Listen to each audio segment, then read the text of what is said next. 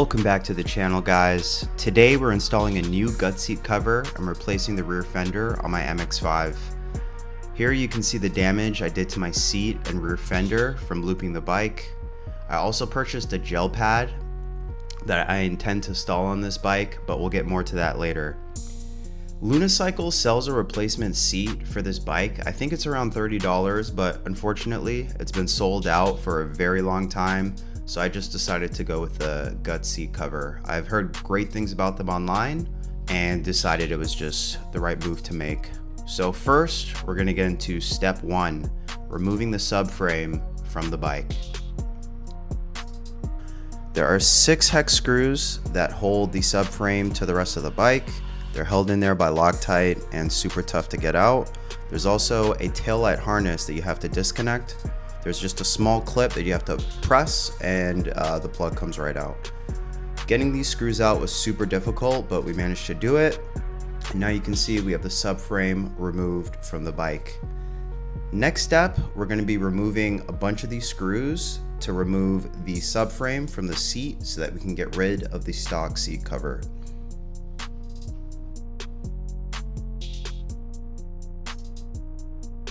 There are a bunch of Phillips head screws that you have to remove first. That's what I'm doing here in the video. And then finally, there are 4 nuts that you have to get rid of. Overall, this process is pretty simple. I was expecting it to be a lot more difficult. Lunicycle also has a video detailing how to remove the subframe from the seat. I'll link that in the description of this video. But as you can see, we got the screws and nuts out, and now we have access to the seat. Finally, we remove the rear fender, and now you have access to the stock seat and seat cover. We're going to be removing this shortly, but before that, let's get into some of the parts that you're going to need to do this install. Number 1 is going to be the gut seat cover. Number 2 is going to be a staple gun. You actually don't need a staple gun if you're installing a gut seat cover. I'll get to that later. And finally, I also purchased a gel pad, which I intended on installing in the seat. Guts is really nice in the fact that you can customize whatever colors you want for your seat. I see a lot of people go for the all black.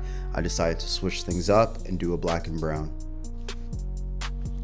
Let's get to step 4, where we remove the stock seat cover. As you can see, there are a crap ton of staples that need to be removed. I ended up using needle nose pliers. I would suggest getting a staple remover to make your life a lot easier.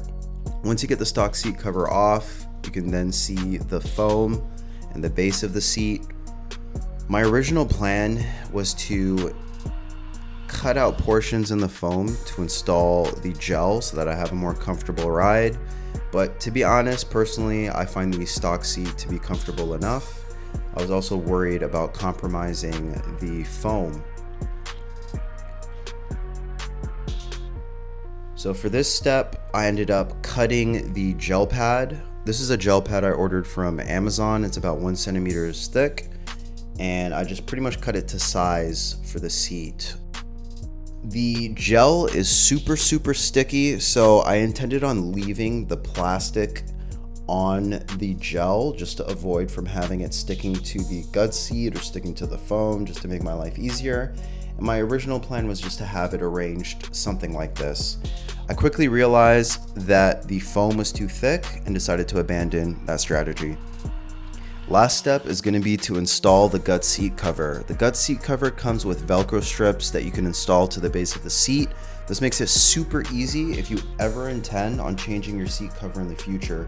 I really like the fact that Guts included this as an option, so I don't have to worry about stapling the seat to the seat base and removing it in the future. I definitely recommend this method for anybody out there looking to install a new seat cover.